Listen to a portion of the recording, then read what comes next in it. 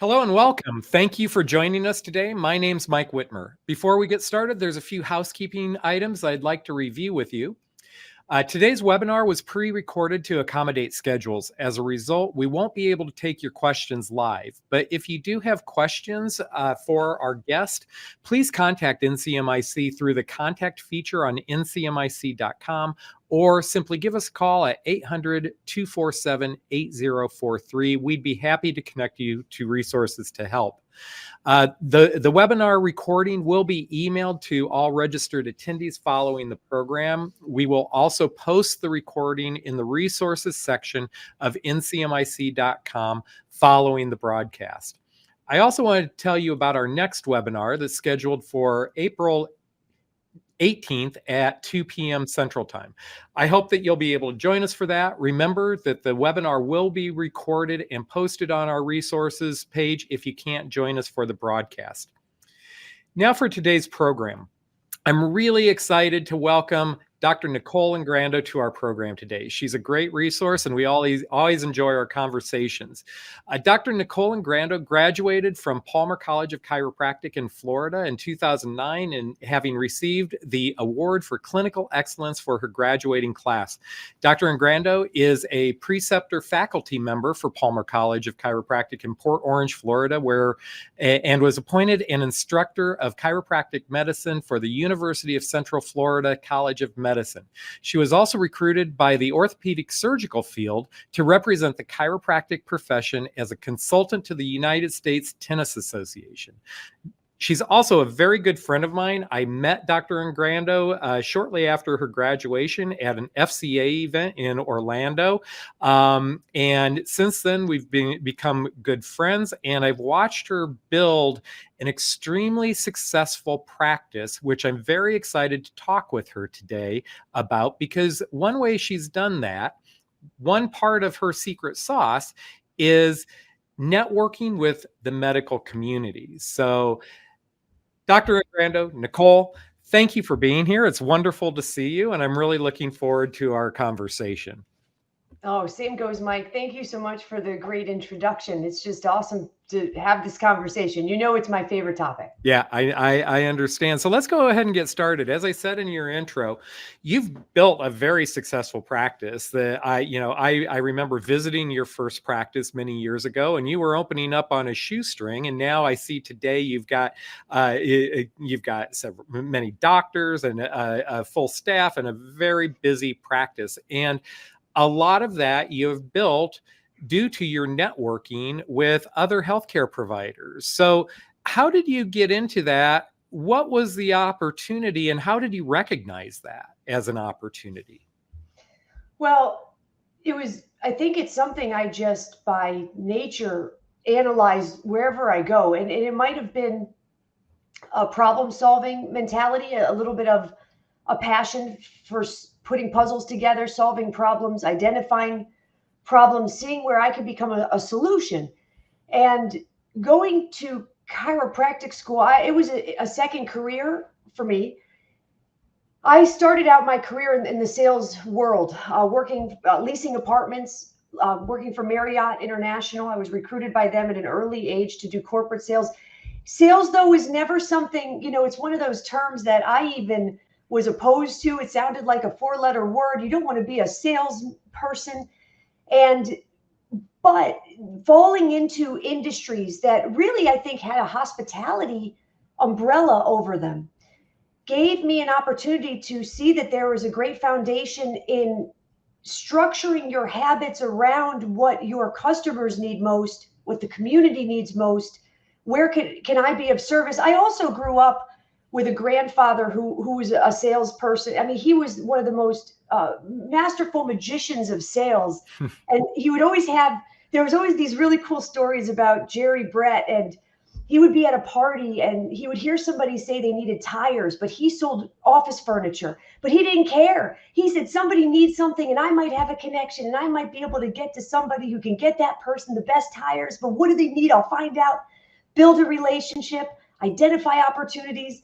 His sales process was just human connection and being of service. And so going to chiropractic school, I had this foundation in searching for my opportunity within that evolution of environment. And I didn't know how combative it was. And however, and combative meaning,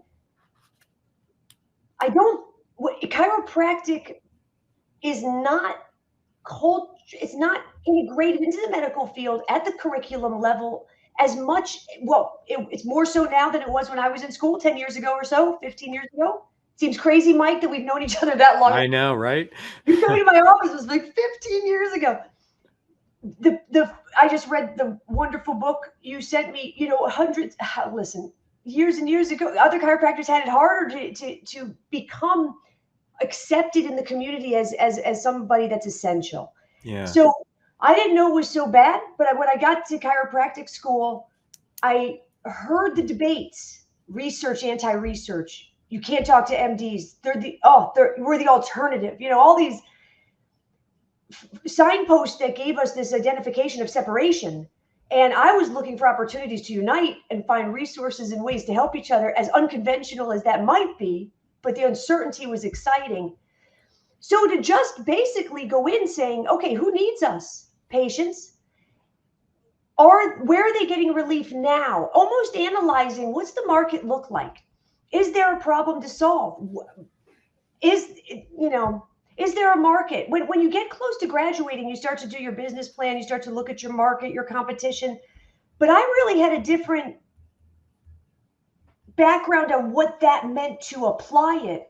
So when I noticed, I guess not noticed, I went into chiropractic school because I noticed people weren't getting relief when I would interact with them in my field. And the field was hospitality and also personal training. Just saw people in pain. I had pain. Like, where do you go for relief? So going to chiropractic school started out as I can be a problem solver. But then I found out that the market trend was such that almost 100% of the population at any given time can need a chiropractor. But at that time, only 7% were seeking a chiropractor. 100% were still suffering. Healthcare costs are rising. The cost of a patient with spine pain is exceptionally higher, than a patient without spine pain. So I'm looking at this data saying, oh my gosh, there's an incredible opportunity where I think you could look at, we haven't been integrated. They don't listen to us. I thought, there's still a problem to solve. So where were those patients? It became a very simple thing. Where are the patients going and where can I attract them? And if I go talk to one patient, that's fine.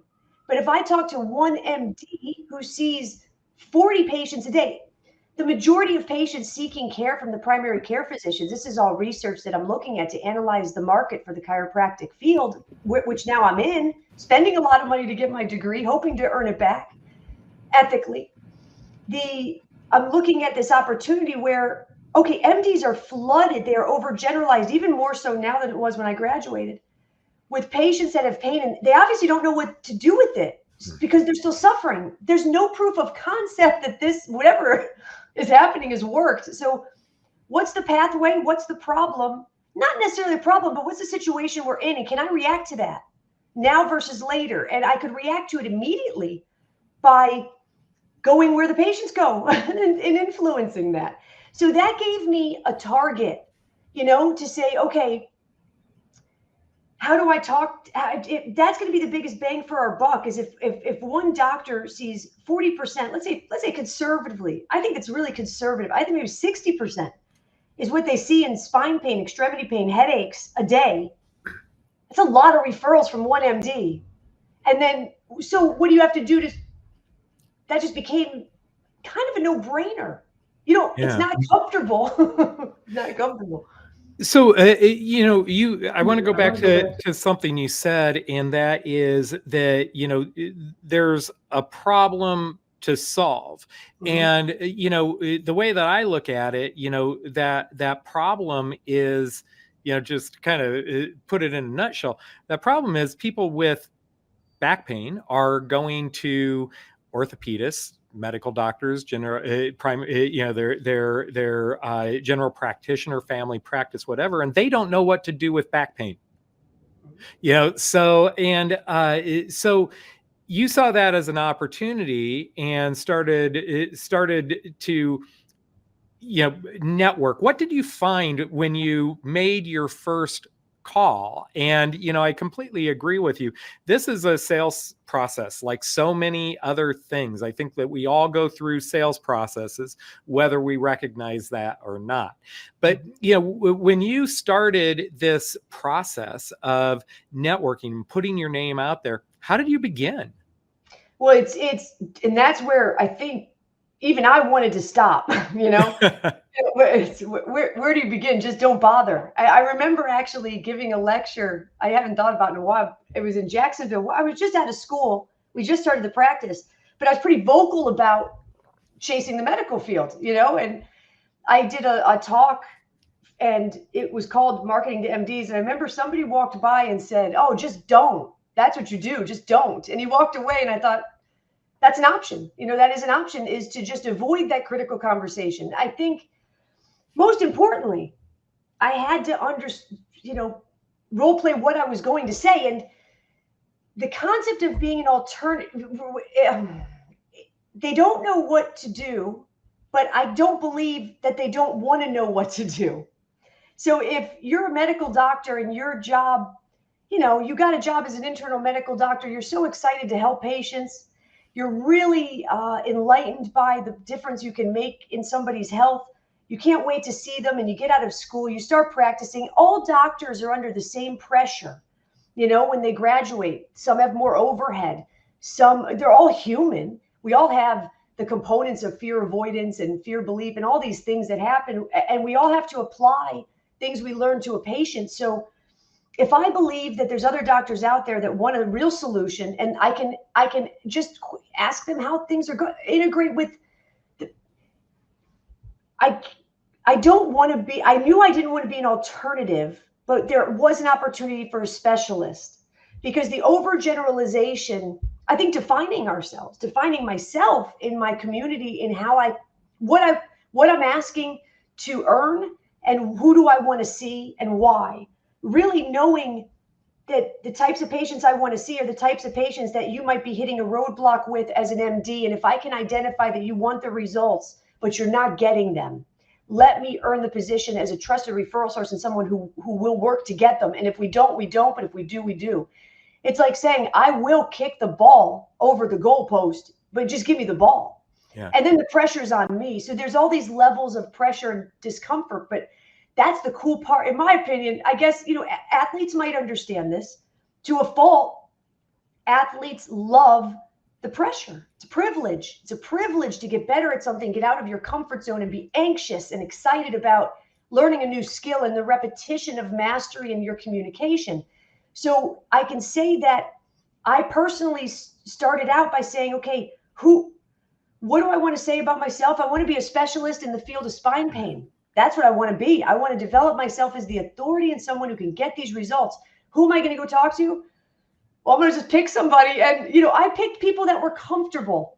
I started to talk to people about this idea of communication, a dialogue that I want to open in an opportunity to collaborate in efforts that are the same.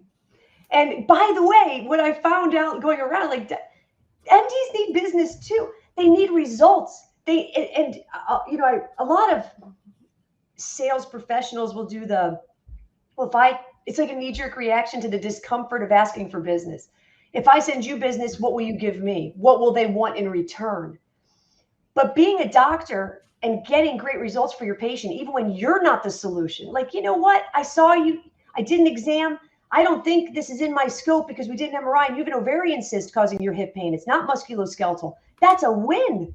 You get the patient to the right doctor. The patient's like, oh my God, everybody go to Dr. Ingrando. She catches stuff. Every doctor, well, not every, but there are doctors out there that also want that. Yeah. So if I can just tap into, so I started with like my primary care. She totally blew me off. Totally blew me off. I knew her too well.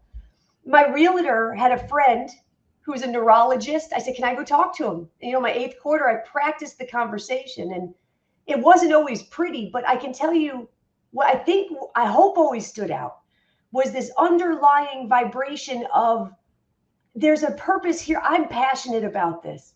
Even if you see me stumble, everybody stumbles. It's okay. What I faced was I think confusion, some opposition. I think as a student, the vulnerability of going out into the medical field and saying, you guys see a lot of patients, I want to help in my area and scope of passion. I saw some, I saw some enthusiasm, but it was often in the wrong places. It's often what's funny, the objection, the confusion led to the best relationships. Yeah. The best relationships I have right now are the ones that did not want to meet with me or didn't understand chiropractic. Yeah. One of the things that I think that a lot of doctors are challenged by is, the first no you get is when you try to make an appointment, when you try to get in front of them, so that's the first obstacle, and, thinking back to our sales processes and, this is a sales process. How do we break down that very first obstacle and get a foot in the door? Oh, it's Mike, that is, I kind of take that for granted now after so many years, because it's an illusion. It's not a real obstacle. I'm so glad you asked that question, because I don't see it anymore. I used to see it because in conventional sales, oh my goodness, in marketing and cold calling, especially before the days of the internet and social media. Mm-hmm. I'm 48, so I started working for Marriott. I mean, literally, we had a phone book, and I sat there when I got a cell phone, I was like, oh my God, this is the coolest thing in the world. And you could like walkie-talkie people, Yeah. but I was putting together gifts. I was knocking on doors. I was starting at the top of a building and working my way down and going into every office to the gatekeeper who said no soliciting. I said no soliciting. I got thrown out of the American Express building in downtown Orlando like twice because they said I was soliciting. And the funny thing is, I was just so darn naive. I said, no, I remember saying to the guy, I'm just meeting my future clients. Like, I'm not soliciting. Like, what are you talking about? This is where my business is. But at any rate, that is a perception. You're interrupting somebody. They don't have time for this. Here's what I learned about the unique opportunity in the medical field. They are expecting to be bothered, and they're expecting to be bothered because there is a pattern. There's a habit adopted that they have to have meetings with pharmaceutical reps. They have to have so many meetings with the surgical, hardware reps. And those are, I don't really know if it's like they're continuing ed or it's a requirement, but they sign out. Like so if every office, I can tell you almost every medical office has a system already in place for allowing people to visit and discuss collaborative means of healthcare. To give you an example that it was so fun. It was like I don't know, maybe second year in practice, and I was treating a gal who had headaches. And her MD is somebody she absolutely loved. And so in the history, if you have the luxury of already having patients, you have a basis of like a focal group of insight, especially if you're getting good results with them. Who's your primary care? Who's your dentist? Do you like them? Do they listen? Do they pre-qualifying who you're going to talk to gives you an idea of whether that person's going to be open to a conversation. If your patient said, I'm literally at a patient the other day say, I don't know my primary care. I think she said, I think they're a total idiot, but I get what I need. Meaning yearly exams, prescriptions for things they want. So it's kind of cool to see consumers take the power back, but there are the doctors and the patients will say, oh, they're amazing. I would send anybody there. Put them on your list. So this gal loved her doctor. She said that she had spoken to in the history, where'd you go? What'd you do? What'd you try? What made you better or worse? Sales process is not much different than the diagnostic process. We're just looking for the layers of integration from problem to solution that we can help each other with. So she said, oh, she's fantastic. I love her, been going to her forever, that kind of thing. But she wasn't really sure what to do with my headaches. She had tried PT, which is a typical it's a habit, People do what they're taught and they try what works and they do what doesn't work too, because they don't have any other alternatives sometimes. So I said, well, that's fantastic. I would absolutely love to go meet her. How about this? If you get great results, I'm going to take your narrative. I'm going to take your soap notes and I'm going to go visit your MD and I'm just going to deliver them, introduce myself, and just ask if I can be considered in the future for the same types of patients. I'd love to be the first start. So I showed up at the office cold, and I can say that, you can bring, I used to make chocolate spines, dark chocolate little spines, and everybody thought they were cool. And then, it breaks the ice a little bit. Everybody loves candy. But I showed up at the front desk, and you can easily say, hey, I'm Dr. Ingrando. I have a co-patient, a patient that I'm managing along with, her name was Dr. McGee. And I said, you can just say, I would love an opportunity to sit and talk about how we can work together closer in the community and discuss this patient's care. How does this office schedule lunches and meetings where we can meet? Every office does this with the pharmaceutical reps. They'll give you different feedback. Oh, well, every Tuesday of the month, we schedule for the next month. You can schedule, she's open. She's not here for a month. They all have already assumed this is going to happen. So this was fun because their office allowed the reps to show up and stand in a pharmaceutical line. I've never seen it before. But here's the key. Just show up. Put your foot in the door. Put your foot on the court. See what happens. Start to move the process forward by just showing up. So I walk in with the narrative. I got great results, a patient that's happy, a patient that loves their doctor, and all I want to do is say hello. That's it. I got a chocolate spine maybe. So the front desk was totally rude, and she goes, oh, because they don't like this process maybe. I don't know. But she goes, oh, if you're here for the pharmaceutical line, go stand in it. It's over there. I was like, done. I'm thrilled. And so I went and pretended I was a pharmaceutical rep and stood in the line. There was like 6 people in this line waiting to talk to Dr. McGee. So the way she did work through her process is she would come out of her exam room, see a patient, she'd meet the rep, do whatever. So I waited in the line. I assessed the office. They've got 12 PAs. They've got 3 MDs. Maybe I want a lunch here. Maybe I want to invest a little more money. Maybe I have a saturation opportunity. Other people can refer. As I'm standing at the nurse's station, I say, hey, good morning. I'm Dr. Ingrando. I actually work with you guys. Hey, how do you manage the referrals? Walk me through the process of how you send out your referrals. Oh, yeah, sure. Dr. McGee signs something. She puts it in that bin. Sarah comes and grabs it. I'm like, now I need to know Sarah maybe. Now I have all these. And by the way, every single person in that office has pain. They're human too. They're standing wrong and moving wrong, and they feel just as scared about a headache and the lack of ability in ADLs. So I stood in the pharmaceutical line, and Dr. McGee came out, and I said, hey. She goes, well, what company are you representing today? I said, I'm actually Dr. Ingrando, and I treat your patient. She goes, oh, my goodness. She told me all about you. Please, please, please come in. So if asking your patient, hey, when do you see your doctor again? Comprehensive care, integrative. Can you talk about, would you have an opportunity to mention, I might be coming by to say hello, or I'll send a narrative. I knew someone who sent narratives on blue paper because she loved the University of Michigan and it stood out. You find somebody who wants to hear that. The barrier of initial cold call, though, is not real. They're already processing multiple meetings a month, if not, a day. Yeah. So you get your foot in the door. You have the initial conversation,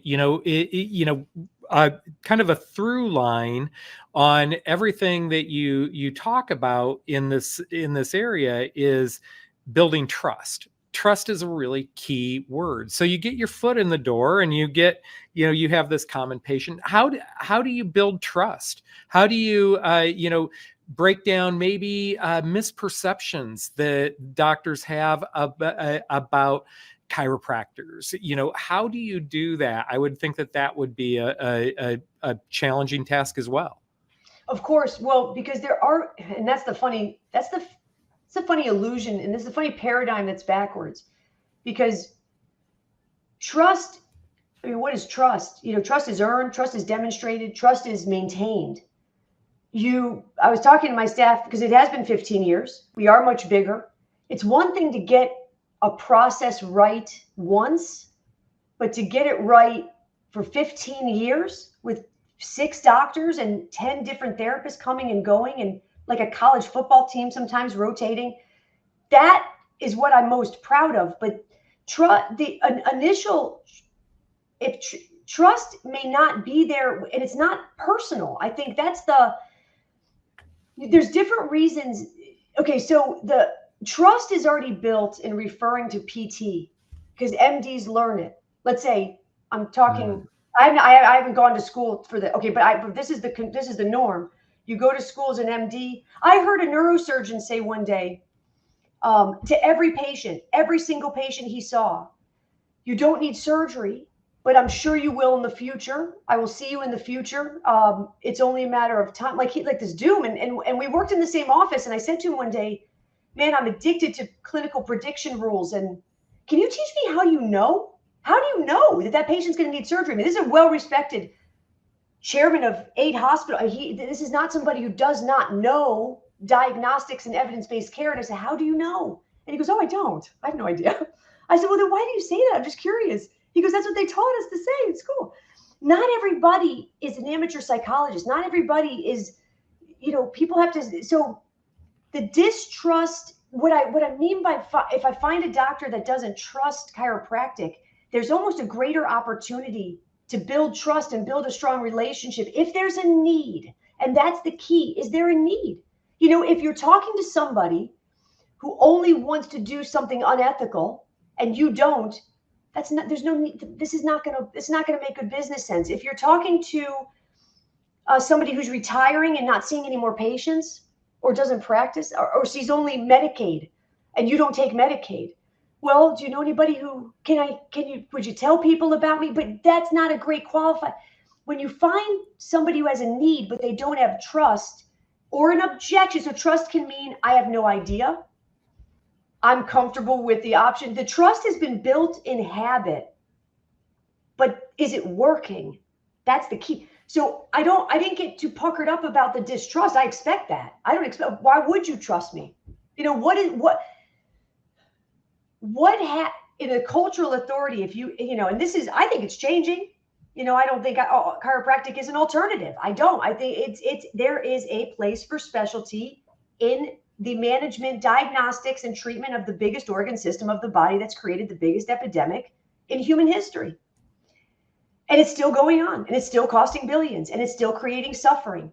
So if that need remains, and I can understand where the trust, I don't trust chiropractic. The conversation has to start with the need. And so you have 2 layers of building trust. I'm going to have a critical conversation that says enough of what I know you need to hear, which is very simple. I don't trust chiropractors. Okay, tell me why. You have to, it's like if a patient came in and said, headache,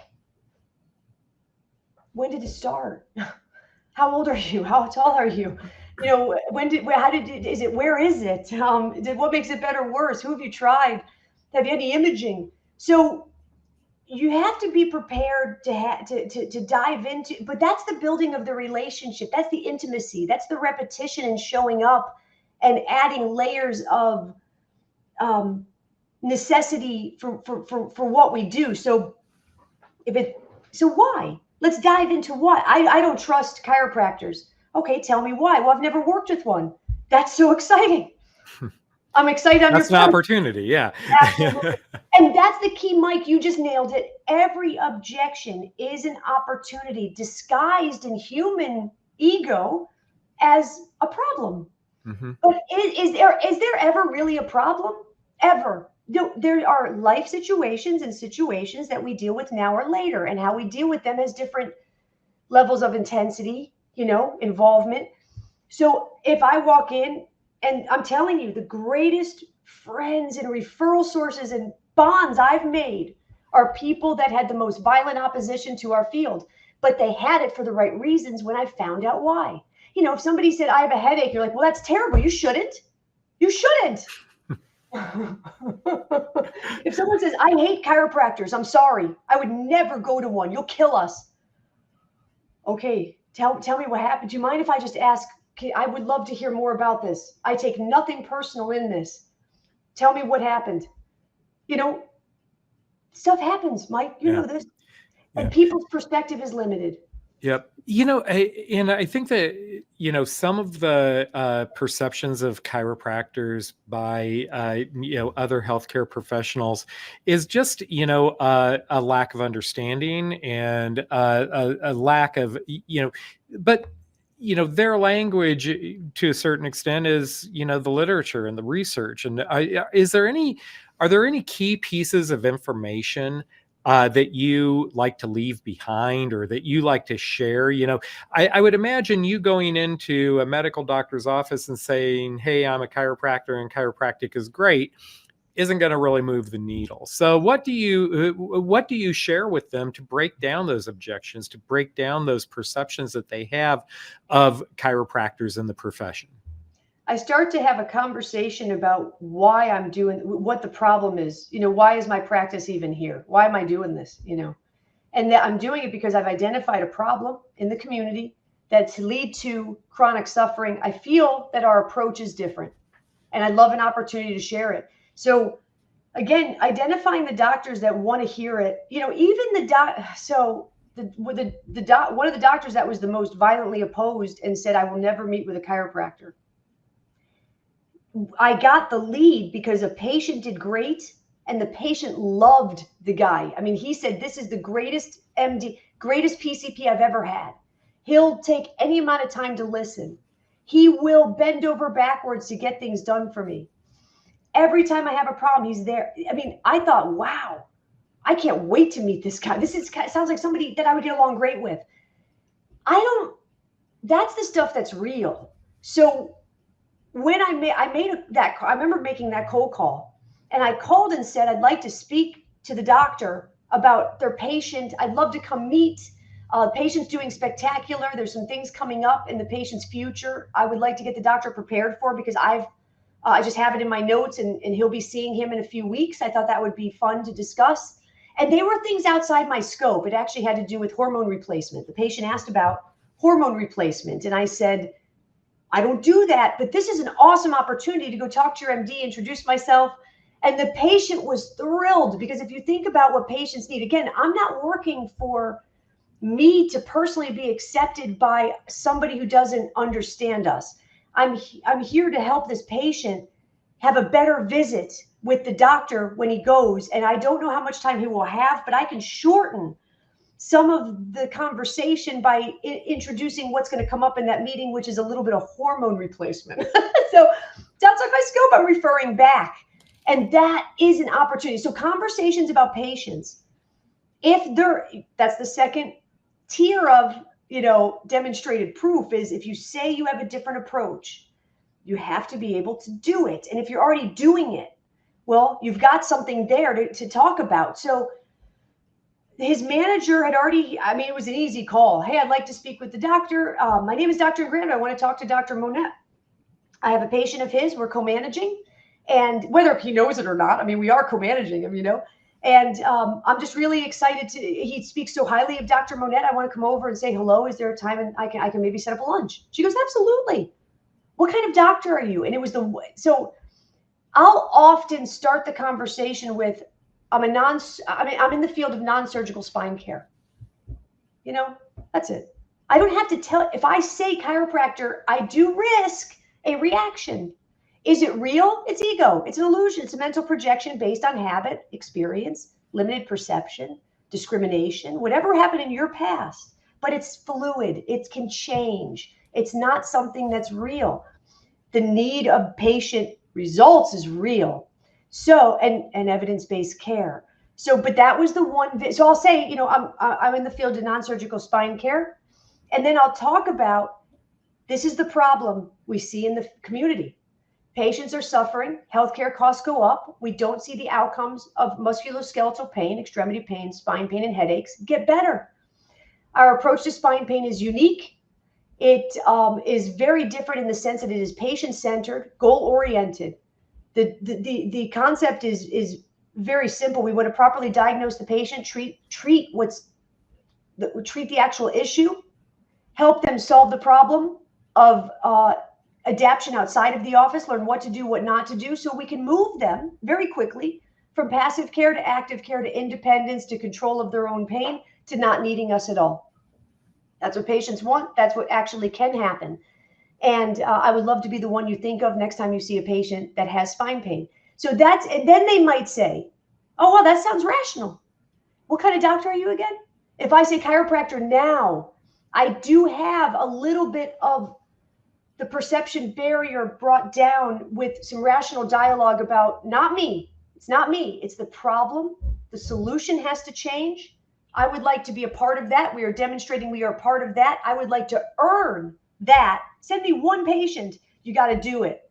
But this call to Dr. Monette, I said, I'm going to say I'm a chiropractor and see what happens. And so I did. And I'll never forget, because it was like, I don't know, 5 years in, I thought, I got this. He's not going to shoot me down.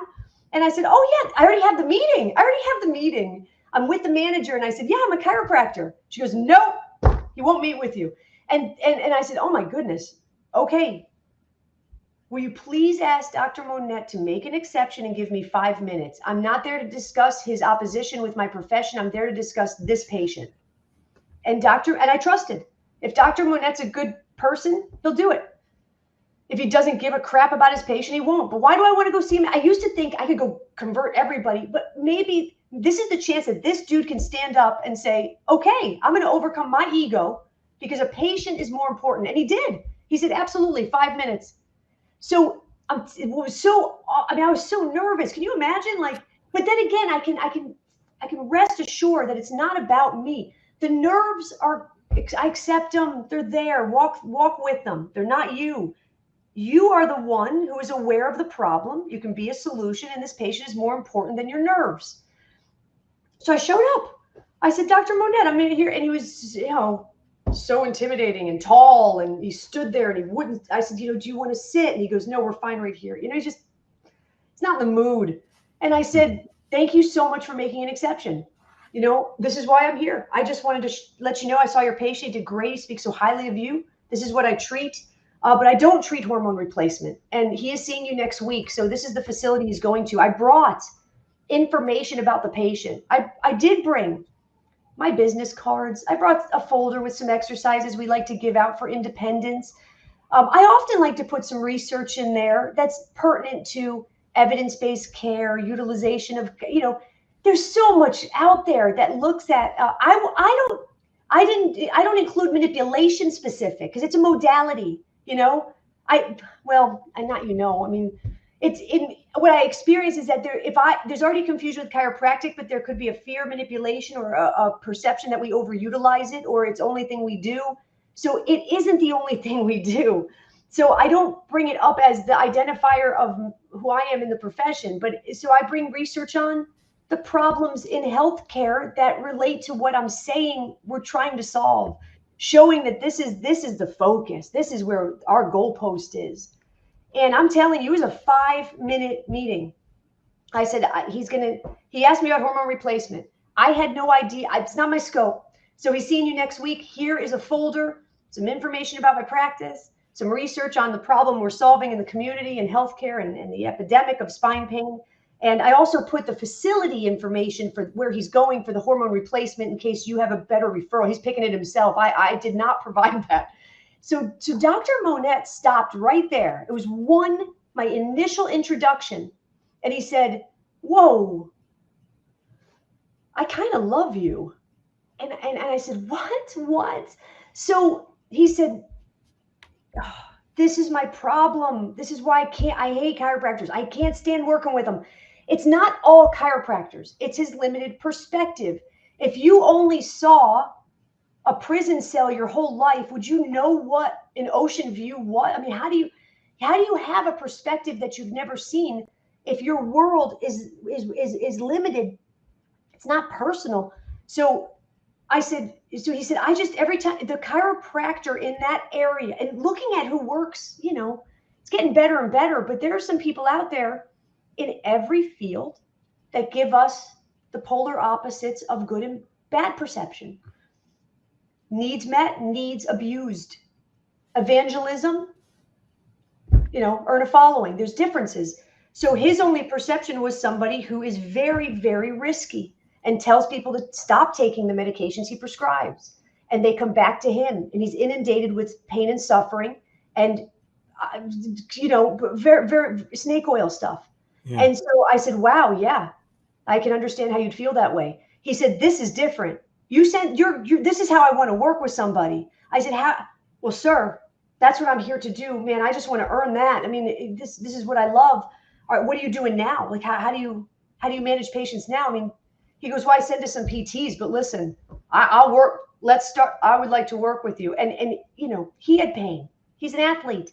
So he gets it. He gets it. And he's like, I'm kind of sick of telling people. He would just tell people like, listen, you're old. What do you want? I'm like, bro, you tell people that? He's like, I don't know what to say. Everyone, listen, we all have pain. We're getting older. So he's my biggest referral source. I can text him any day, any minute. And he's never stopped following me so closely. Business card stacks that he keeps in his, but he just, you know, it wasn't real. The margin of extreme success and just absolute failure is so thin, and you have control over that. Yeah. Interesting. So, you know, this particular relationship, you know, you went in, you know, called on them, had the conversation, and developed a referral source. How many of those do you need? Oh, well, that's the, you know, I think that's the fun, you know, if it's not many. I mean, so this has been, I think, when you talk so about you don't know and have a relationship with every family practice doctor, every neurologist, every orthopedic surgeon in your area. You don't. Oh, you better believe that's my goal. You better believe that's my goal. But that's a personal addiction that's a passion for, you know, I think when you get better at your sport, and you get really stoked about, you know, I don't know. You just get really excited about the outcomes and helping people and seeing the bridges and having conversations with the medical community in ways you get to see the humanness in them. And we all work together and have these relationships. You don't want to stop. You want to meet everybody. If I hear of somebody that I haven't met, but here's the issue. That's how our practice got so big. You don't need to know them all. So if you know one, so Mike, you talk about our practice growing, and man, I didn't open this because I wanted a practice with all these people. I love that it's a stress of abundance.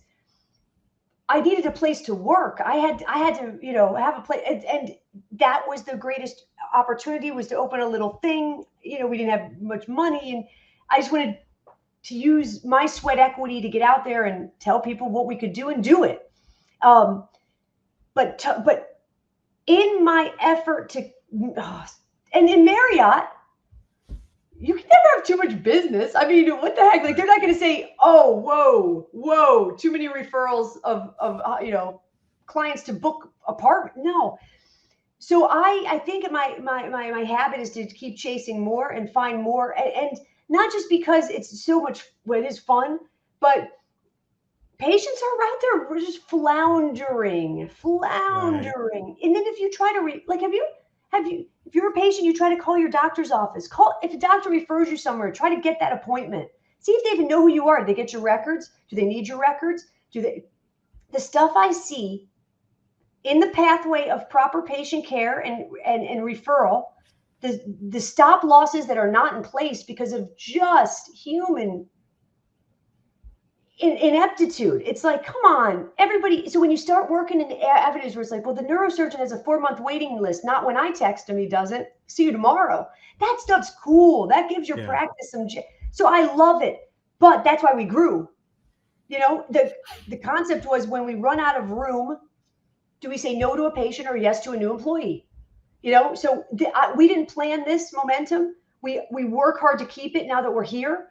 But if you're one doctor and you have one doctor that you can work with, it could be a medical doctor, like primary care, internal med, physiatry, which is mostly pain management. You know, they typically do pain management, but I think all physiatrists have to be licensed in electrodiagnostics too. Neurology, OBGYN. You find one that sees a lot of patients with spine pain.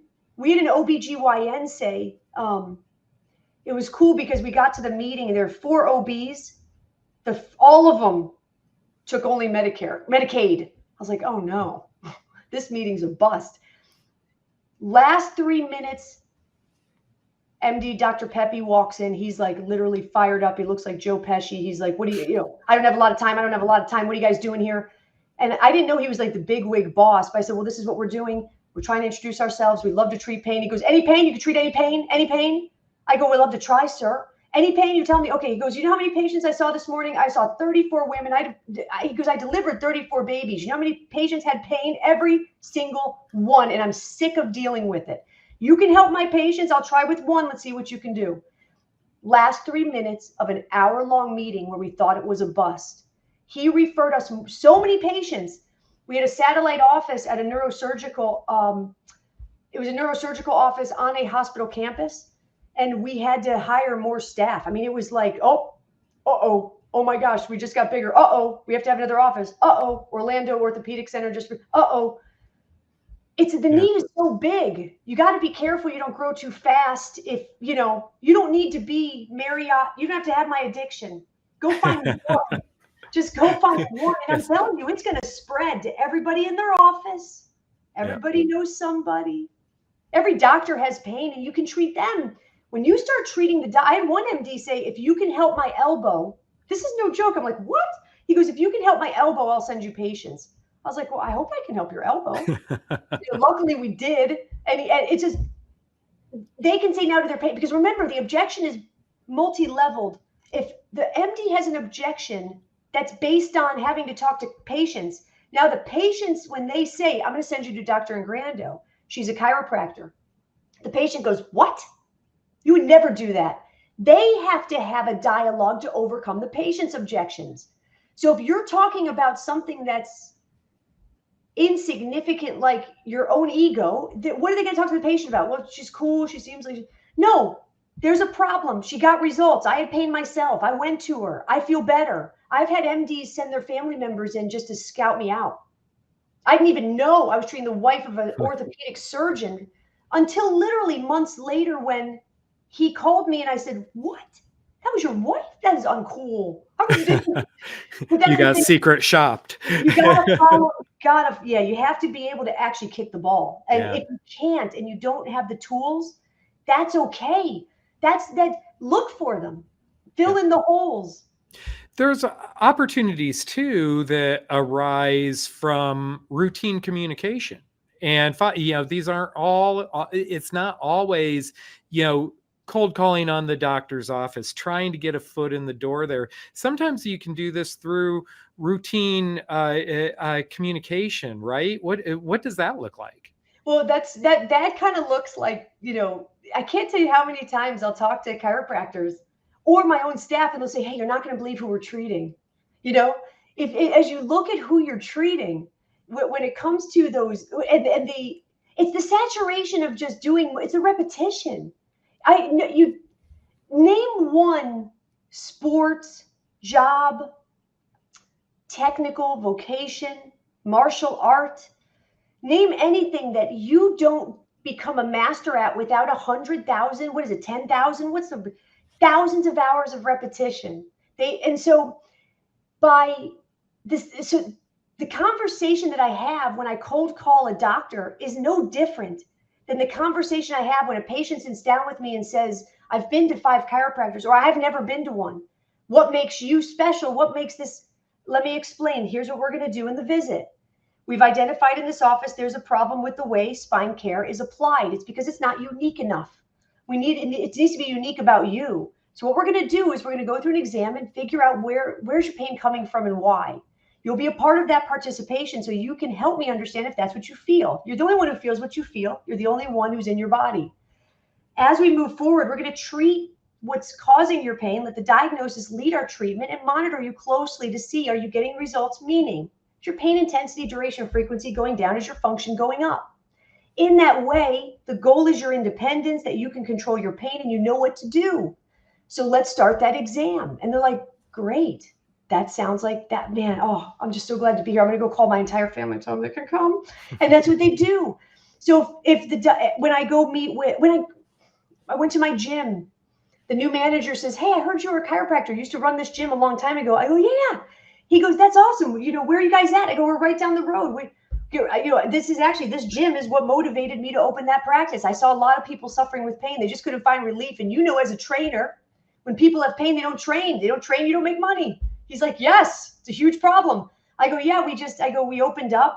I feel thankful. The approach is very different. It's about the patient.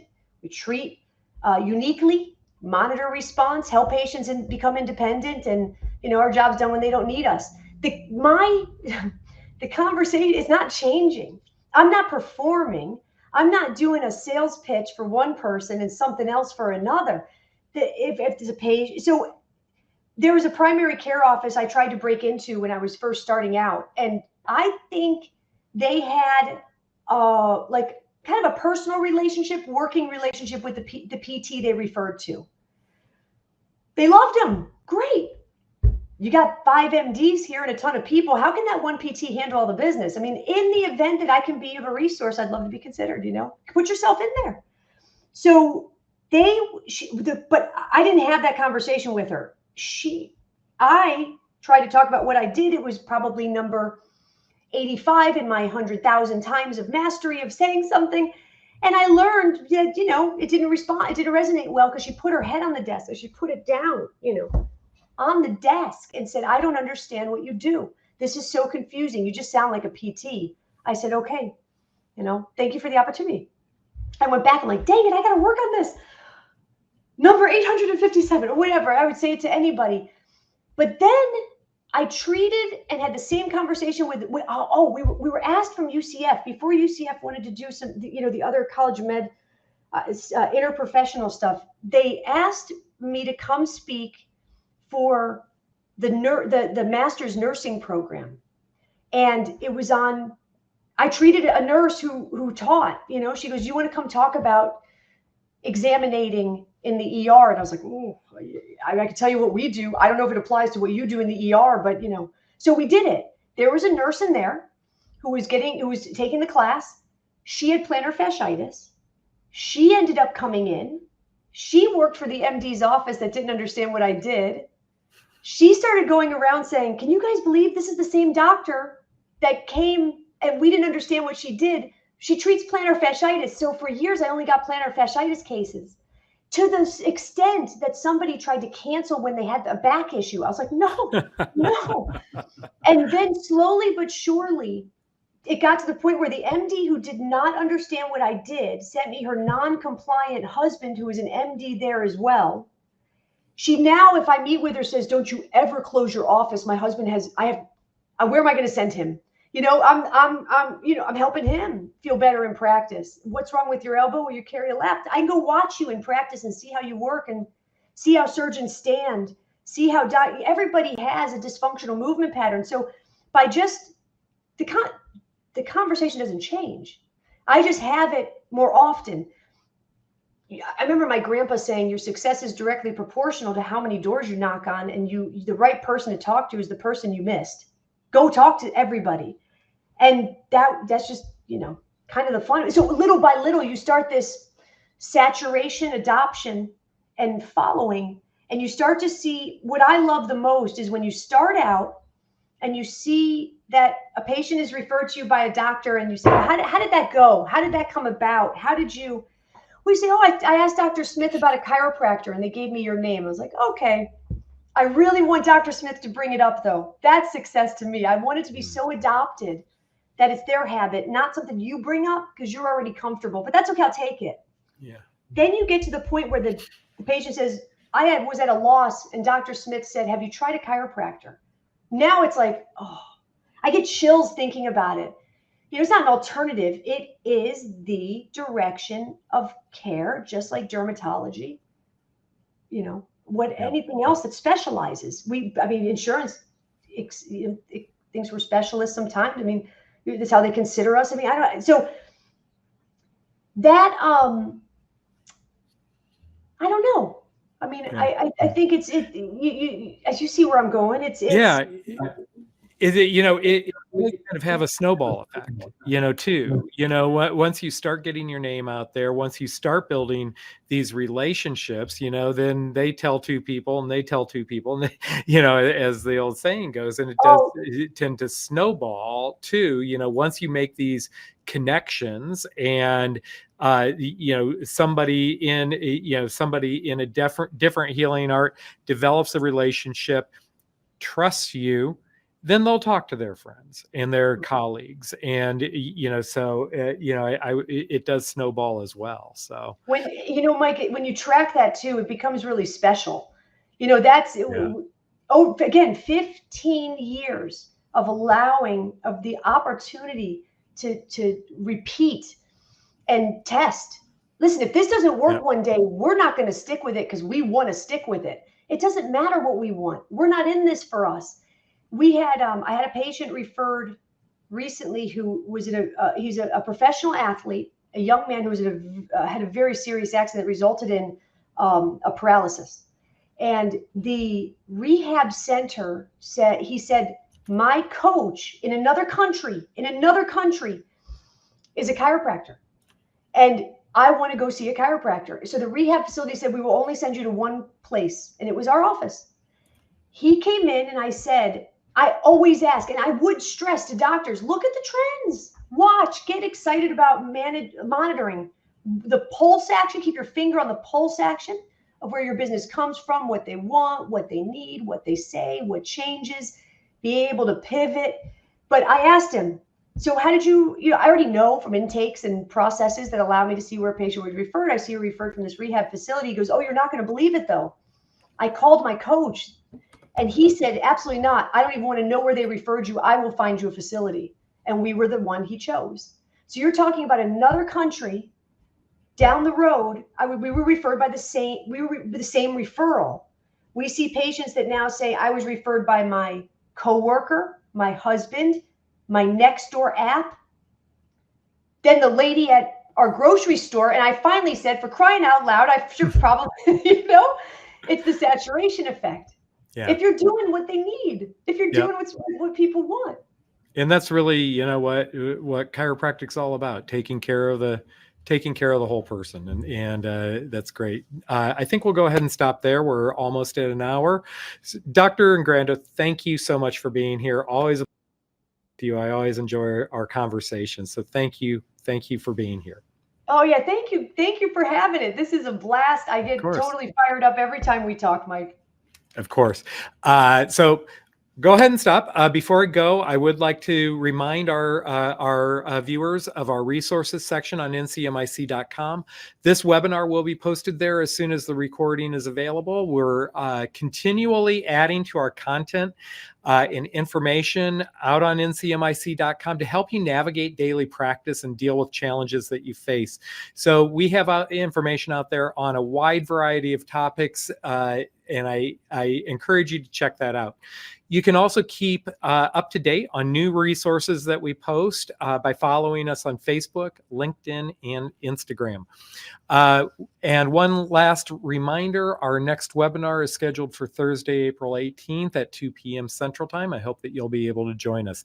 Until then, thank you for listening and talk soon.